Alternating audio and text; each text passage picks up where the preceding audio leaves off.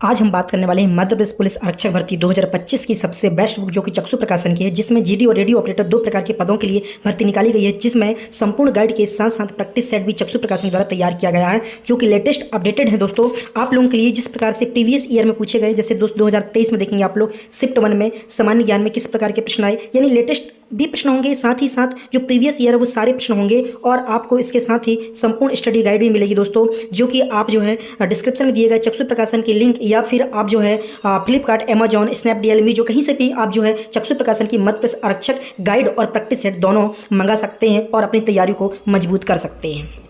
जय हिंद साथियों, नमस्कार। हमारे YouTube चैनल में आपका स्वागत है।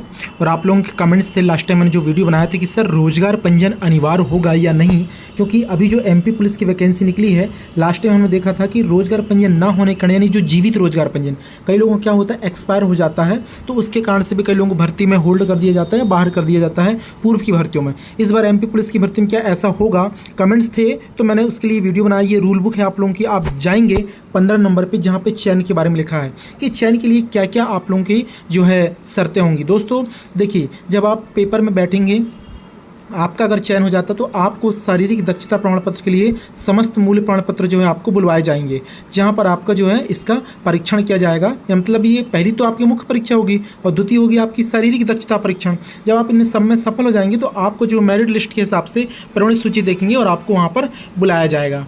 इसके बाद आप लोगों को ST SC OBC जो भी हैं, ये सारी चीज़ों का यहाँ पर देखा जाएगा, प्रमाण पत्र जो आप लगाएंगे इस पर, ठीक है। इसके बाद जो प्रतीक्षा सूची हालांकि रहेगी वो भी, उसमें उन कैंडिडेट्स को भी बुलाया जाएगा।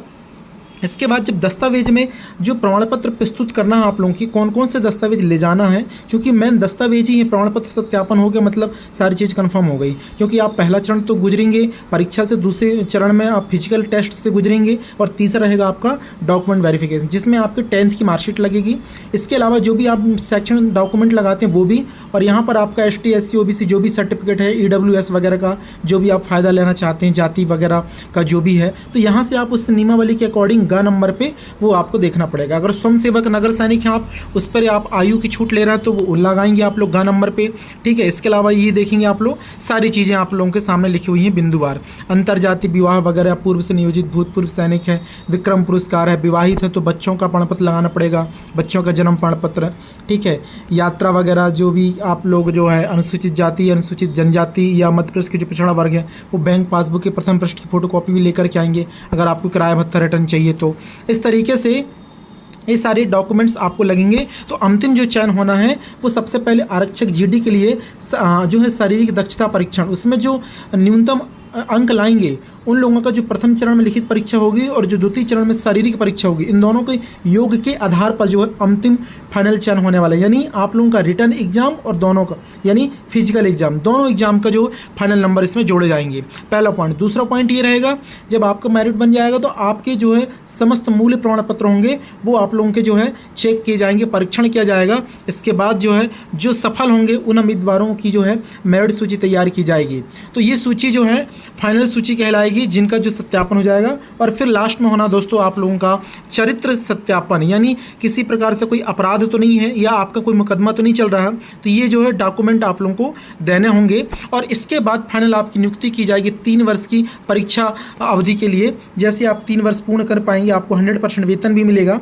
चूँकि इस बार 70% 80% का कमलनाथ की जो सरकार आई थी, उन्होंने ऐसा नियम बनाया तो रेगुलर पेमेंट नहीं मिल पाती, तो ये ध्यान रखेंगे।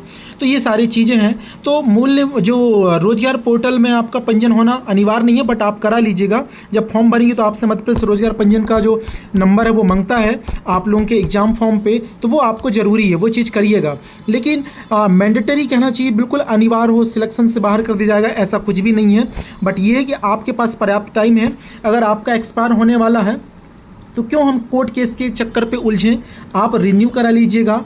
या आपका अगर है अभी तो कोई दिक्कत नहीं है, नया बनवाना है, नहीं बना है, आपका पहली बार एग्जाम देने जा रहे हैं तो नया बनवा लीजिएगा। और ये आप लोगों की लास्ट डेट है 29 सितंबर दोस्तों, आज 25 सितंबर हो चुकी है, अभी भी 4 दिन बकाया है। और आप लोगों का एग्जाम भी ध्यान देंगे 30 जो है दोस्तों अक्टूबर से, यानी टाइम ज़्यादा नहीं है। तो आप डॉक्यूमेंट के चक्कर में ज़्यादा ना रहें, जल्दी से फॉर्म भरें और आप लोग अपनी तैयारी को जो है ज़ोरदार तरीके से, मजबूती से जो है आगे रखें, ताकि आप लोगों का फाइनल सिलेक्शन हो जाए।